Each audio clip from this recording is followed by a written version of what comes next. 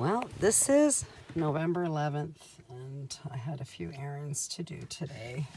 It's Monday, after the rally week, and I slept most of the weekend trying to recoup. And yeah, look at the snow. Look at this. I mean, it's so beautiful, but it's cold. It was like -3. On my car, it showed -3 today. So, yeah, plow trucks are out. And my son took my pickup truck, left his wife's car here. So, yeah, it's been sitting. Look at all the snow. That's it. Yep, it's about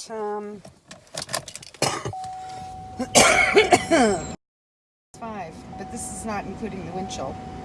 And it's 11:01.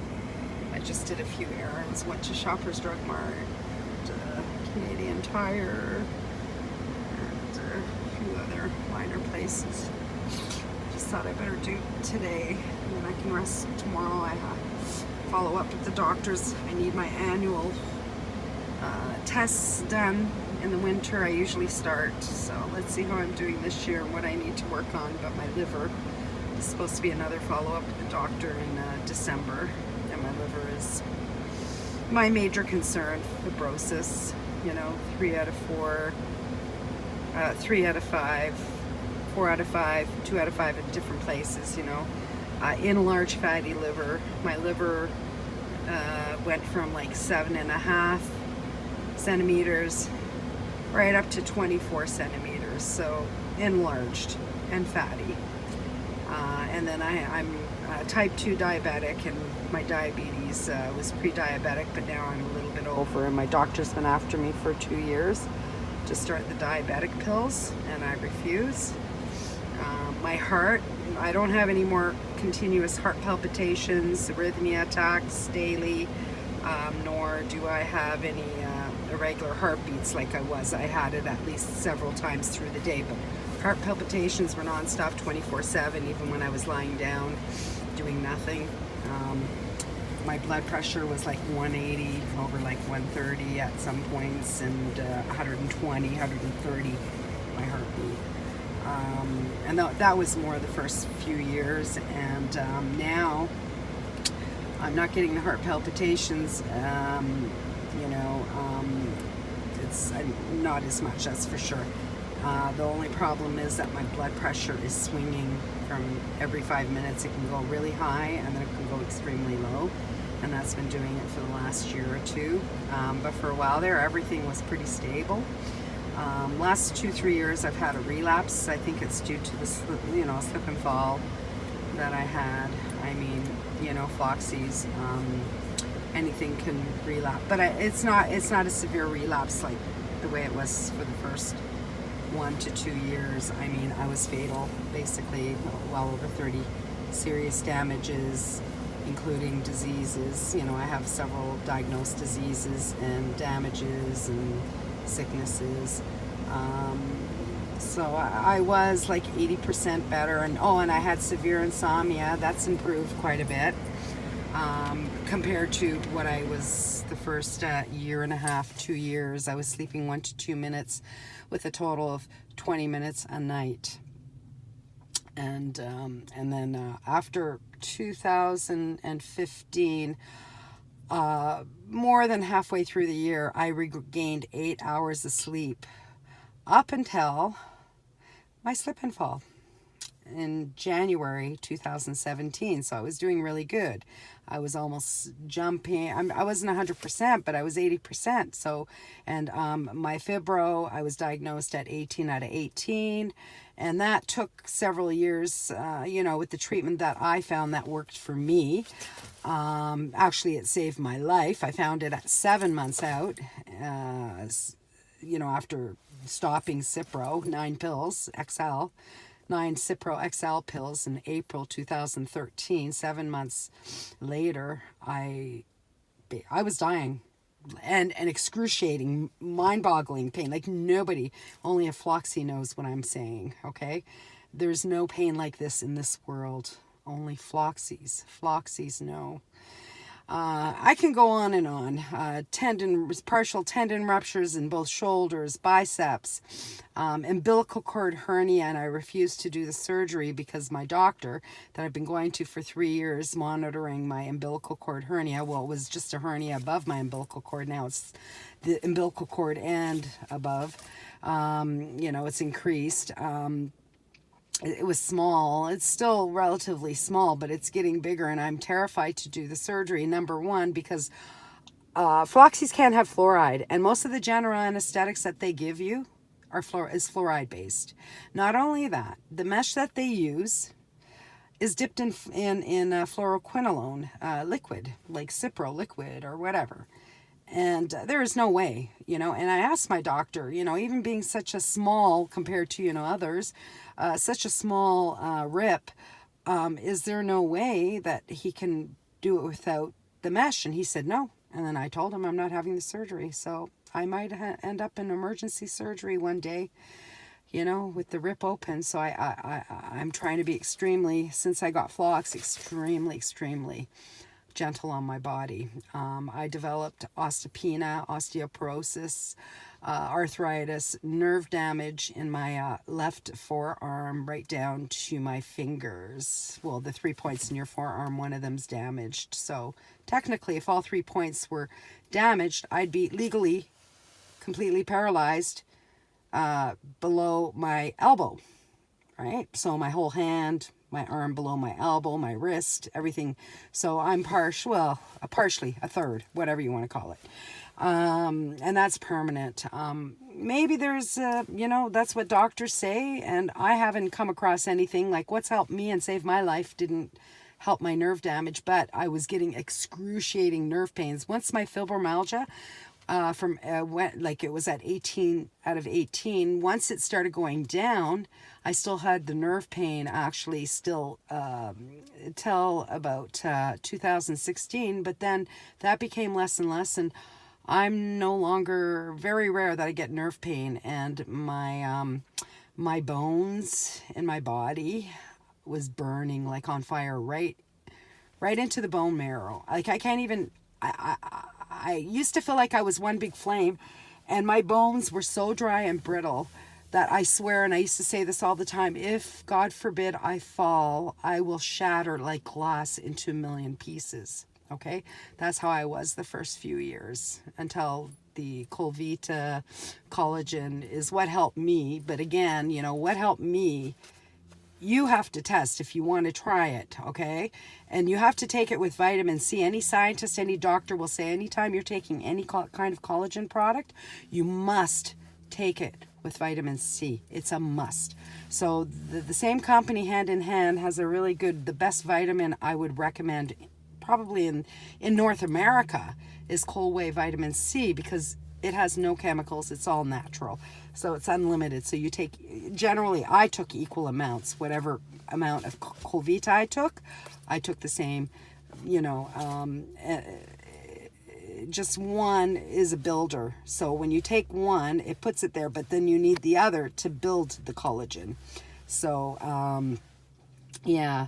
I wasn't able to stand or walk for more than 5-10 minutes at a time. And if I would go into some kind of attack and I'd be falling. I couldn't hold myself up, and I'd be in excruciating, like crazy, even more crazy pain I've had. So when I went out, I had to route my plan, like in a mall, for instance, and I'd have to see, okay, where's the next bench where I can sit down before I have an attack, okay? And I had 2-day crying episodes for, 2 times crying episodes of 3 days each straight, where my family finally, the second time, they took me to the ER. I don't know what it was, psychosis, it was pain, it was everything. I wasn't just crying because of the pain. It was brain damage. I had severe brain fog, depersonalization, and then in 2015, Cipro and fluoroquinolones keep on giving because it adducts to your DNA. We have now several published researches from scientists. Joseph King of Florida, he's the first one that came across this in 2014, if I'm correct. and he published it. He had 2 phases of his research, and he did one on himself too.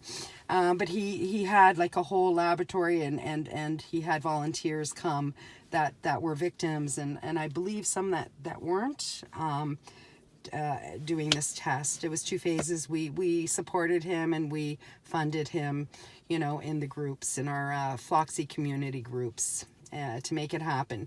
Anyway, so he discovered that, yes, that fluoroquinolones adduct to the DNA. Okay, now that's bad enough. If you're in science or you're a medical professional, you know what I'm saying. I don't have to say more. Now, and then a couple of years later, the Hungarian scientists in Hungary, they were doing research on how good Cipro, the fluoroquinolones, are for cancer.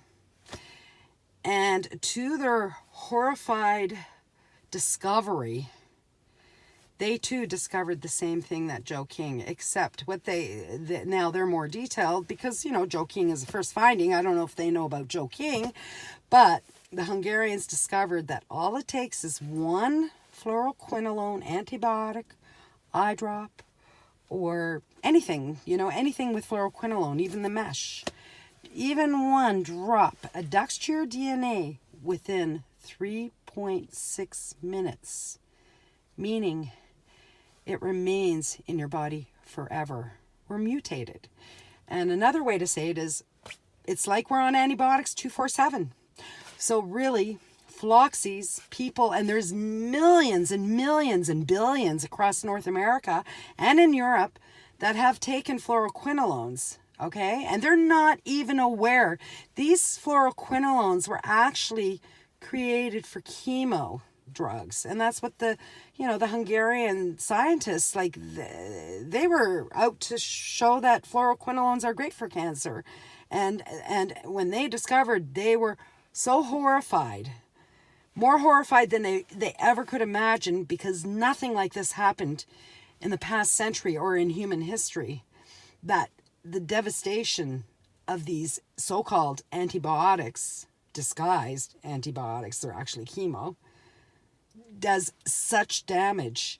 Whether you have an adverse reaction or not, basically every single cell in your body is damaged, has been injured, has been damaged, okay? Every single cell. Not everyone will get an adverse. Most people don't even get an adverse reaction immediately. I did, so that's how I found out within months. I started doing research, and where did I find out? In Google. I found Mark Gerard, Global TV News, 16:9, with Sean O'Shea, and they have 3 victims, one in Montreal, Mark Gerard in Ottawa, and Cohen, I forgot her first name, Cohen. She has a ballet school in Toronto.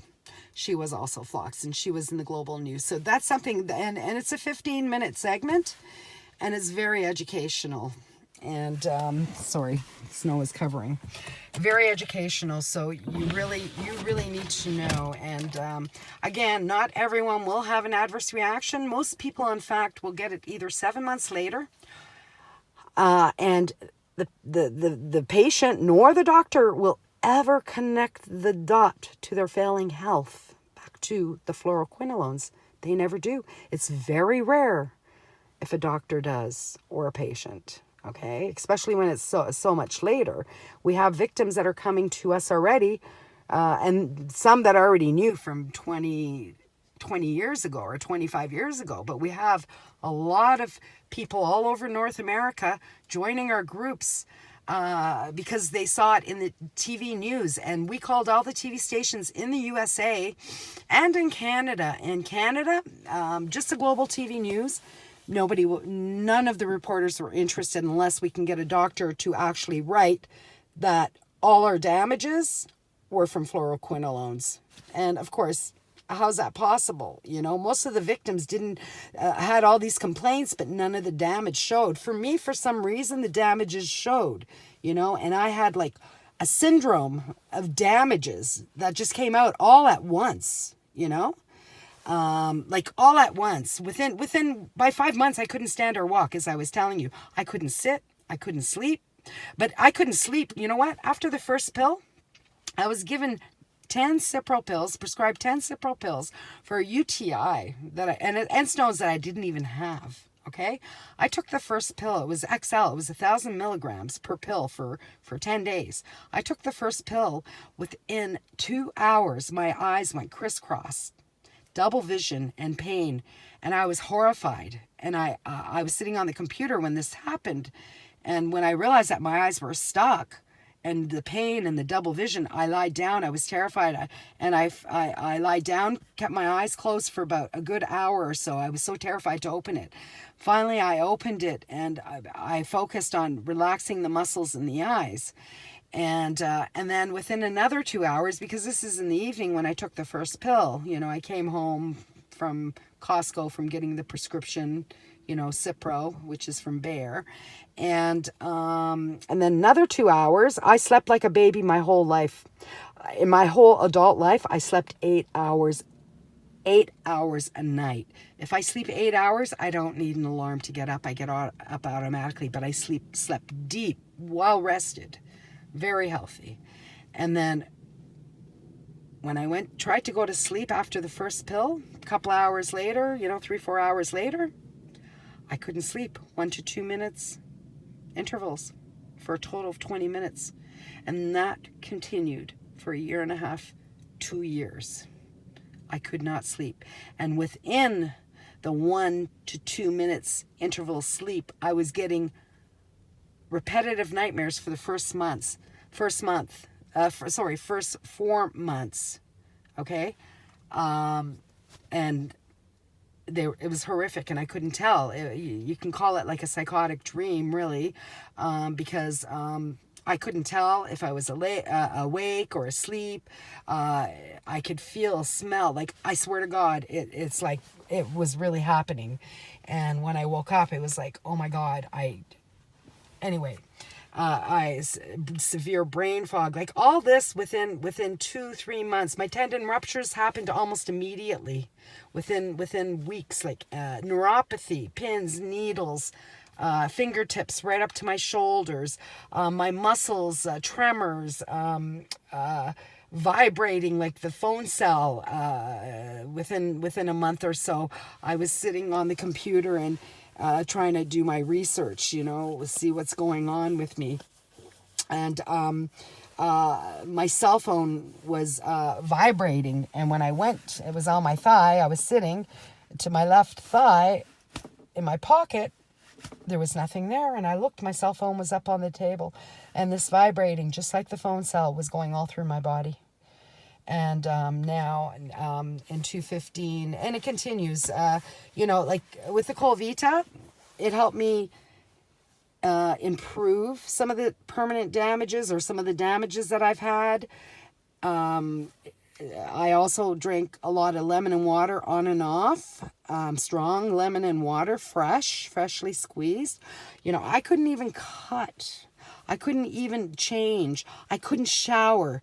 I couldn't brush my hair, brush my teeth. I had to live with my sister for almost 2 years. She even got me a wheelchair, and I refused.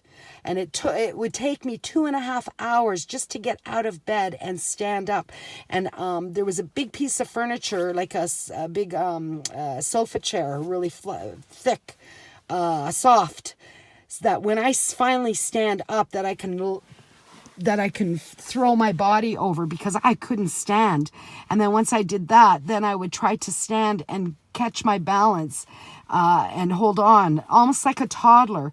And then once I can let go and start taking my first steps to the washroom, which was only maybe 3 meters away, it took me so long, and I couldn't even walk I had to drag my feet and drag it, like really micro drags. So even to get to the washroom, it took me like 10 minutes. I was in so much pain from head to toe, inside out. And every night, especially at the 7th month, I was dying. Okay. And I was praying to God, telling God, please, I know I'm dying, and I'm dying fast, but I'm not dying fast enough. Please take me now. And I'd be screaming and crying in tears.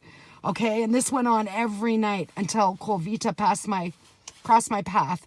I mean, Colvita didn't heal everything.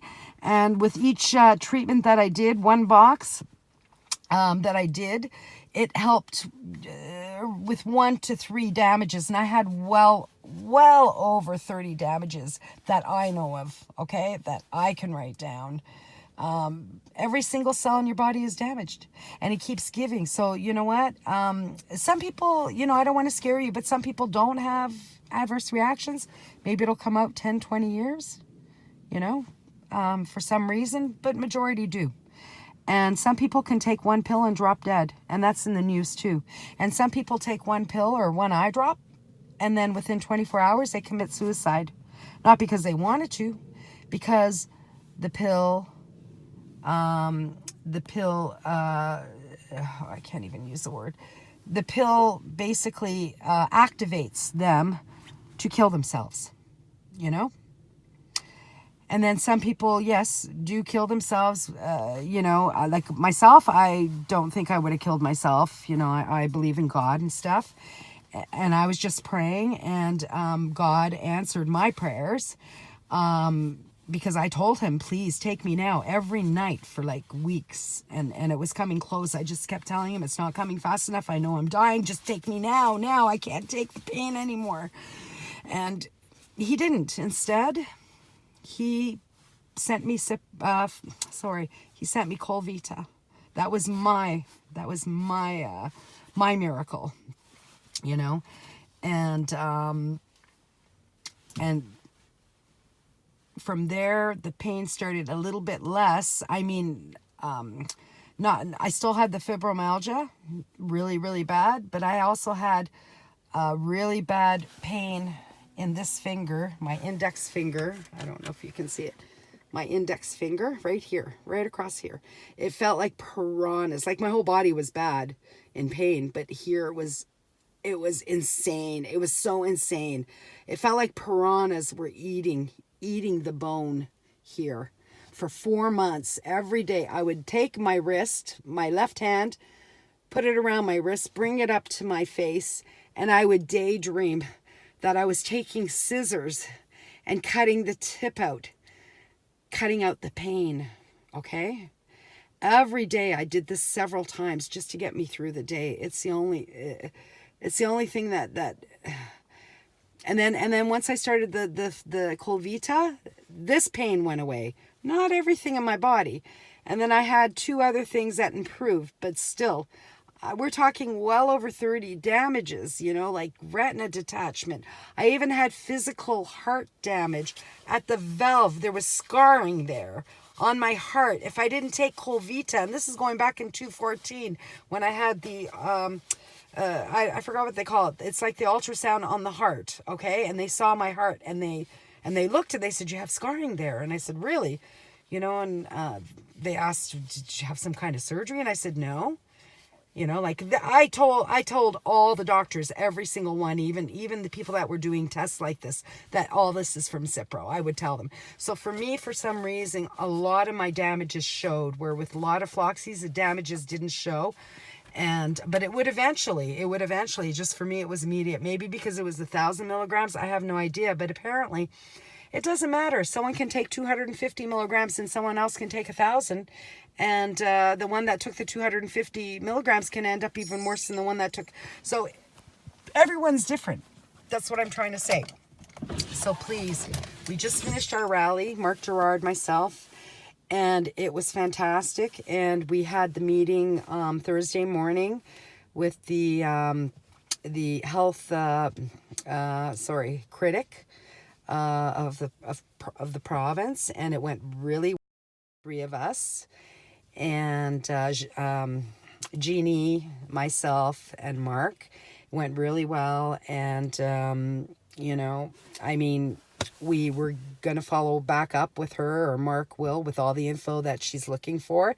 And if there's other YouTubes from our rally, really good ones, about 6 maybe from the 2 days, well, from the week, because it's a rally week, but we usually hold the rally for 2 days.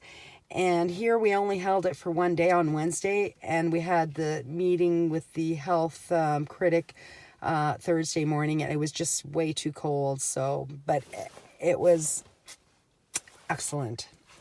This year, the rally did amazing.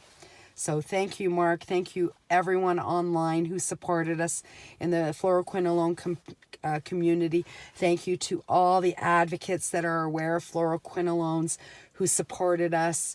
And,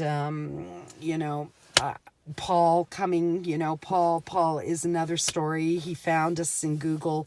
Actually, he went to the pharmacy, at one of the pharmacies where I gave my advocacy cards. I update all the pharmacies wherever I go, whatever area I am, with the Health Canada's label changes in 2017 and also the one this year. And few pharmacists were quite interested, and they kept me aside, talking to me for a few hours, and answering my questions, asking me questions, and so we were back and forth, and they were giving out my cards to patients. It was unbelievable, to many patients, and Paul was one of them in Richmond Hill, who talked to those two pharmacists, the specific ones, and that's how he found out that he was floxed. And from there, he Googled and found our rally and found the update too, that we moved it one day ahead, which was good because I think he was going to come on the 5th. So we moved it from the 5th to the 6th and 7th, from the 5th and 6th. So he joined us, and it pays off. And that was from a couple of years ago. That was from like 2 years ago. We all do our part. I even visited doctors without even just made an appointment with a doctor, not as a patient, and sat with them and gave them research papers and everything, and told them who I was, and just updated them of everything that's happening. So yeah, anyway, I've been fortunate to come across mostly very good doctors. Some are open-minded and they're looking into it. I had a couple of bad ones, but even the bad ones, they didn't turn around and say anything nasty to me like I've heard with other floxies, because I usually come well prepared, and I guess I talk to them almost like a mother, like, not disrespecting them, and I do give them respect, because I do respect doctors and pharmacists and everything, but as long as they respect me, which I haven't had a problem, but I do respect them, because it is hard being a doctor. But the problem is, unfortunately, seems like there's a lot of bad doctors who just listen to the pharma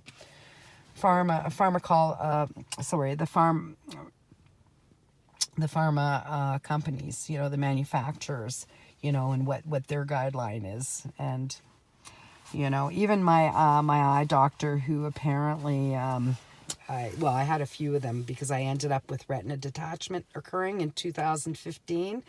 Thank you, Cipro. It keeps giving. Something new that came out. I mean, I had the eye problem, but, not...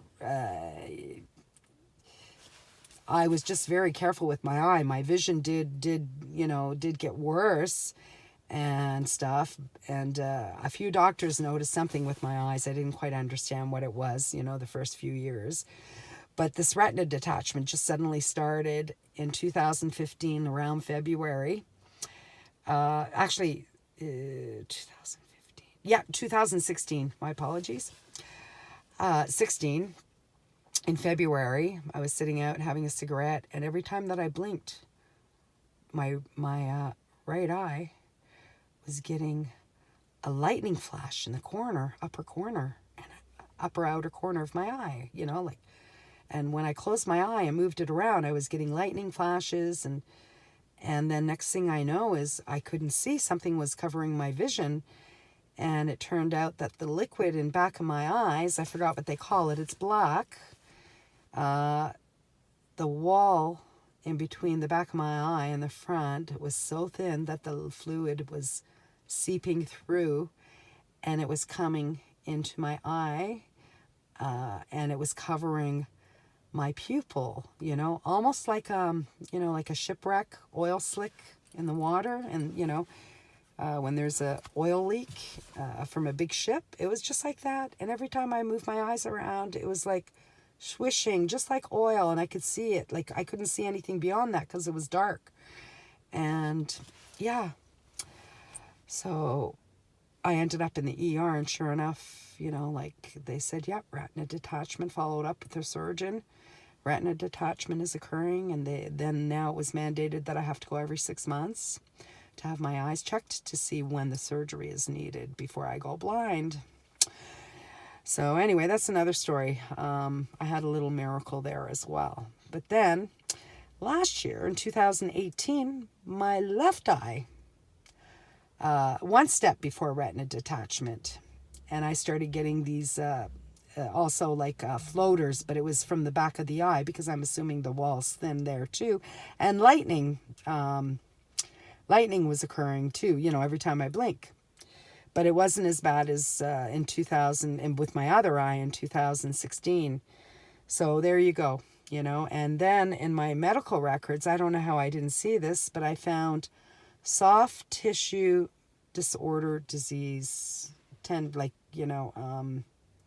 so there you go. Everything relates. Connective tissue disorder disease, right? Connective tissue, tendons, my shoulders, my biceps, my eyes, my umbilical cord. I had swelling in my left leg on the outer part. It was swelled, and I was telling doctor, and it felt like for almost 2 years, it felt like somebody kicked it all night. And it was swelled. You could see the swelling compared to the other leg. And it was so, I couldn't touch it.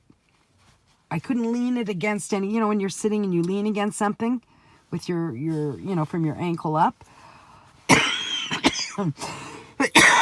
It felt like black and blue, like someone kicked it all night. And I'd be in tears. And finally, one doctor that I went to is the one that really sent me on a lot of tests because she saw the swelling. All the other doctors that saw it said, oh, it looked like it's a cyst or something. And I said, no. I said, there's no bump. It's a swelling. My muscles swelled. And I was getting muscle swelling in my you know, in my body. And sure enough, this one doctor in 2015,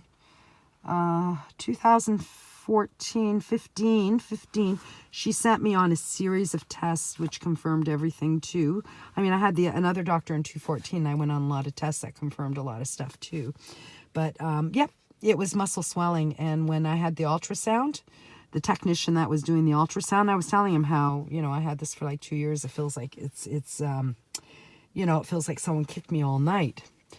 And oh my God, as soon as he found it, he went, oh my God. He goes, your muscle is swelled. And he quickly tapped over to the other side of my leg in the same place to do an ultrasound so that there could be a comparison. And he was shocked. And I told, you know, of course I told him the story too on how Cipro did this to me. So you know what? Anyway, you guys, everybody out there, families, elderly, everyone, you need to know about fluoroquinolones. You need to protect yourself and your family. You need to tell your doctor there's worldwide black boxes now, okay? We've been advocating like crazy. TV news in the USA started in September 2014 mostly. I mean, there was a few like Mark Gerard in 2012 and another USA victim teacher, a young school teacher, also got floxed in 2011 and ended up in the news. And then John Frady, a big leading advocate with Robert Grossier, another advocate who eventually sadly died, and he worked with John Frady, so, you know, rest in peace. Bob, called him Bob if I'm correct. He was in the group still, you know, like, he died in 2014. I joined the groups in July 2013. So, Mark Gerard brought me, to the group when I found him through a YouTube channel. Anyway, I started a YouTube channel also in February 2014. So there's a collection of all the TV news. In 2015, there was an explosion in the USA of fluoroquinolone TV alerts, news from all these investigative reporters, because we had called them right across Canada. I don't know what happened, but the reporters, the TV stations would not touch us. We just have Mark Gerard's story. But finally, there was another story this year in January, but it was like 2 minutes or something, and it was very brief and no follow-up. And kind of disappointed. I mean, I'm glad it happened, but it's still something. So in Canada, we're like 10 years behind. Europe is like 20, 30 years behind us. We're 10 years behind the USA, maybe more. But we're catching up, and because these fluoroquinolones came from the USA. Anyway, we're in 35 minutes, almost 36 minutes, and I'm going to end it because I need to go in and unload a few things. Please, stay safe and learn more about fluoroquinolones. There's a lot to learn in do's and don'ts, and there is a help group in Facebook called I can't remember now. Sorry, Floxed or Not, something like this. Floxed, Floxed. Floxy, we're called Floxies. The media has dubbed us Floxies because most of the medication, the generics, end in floxacin,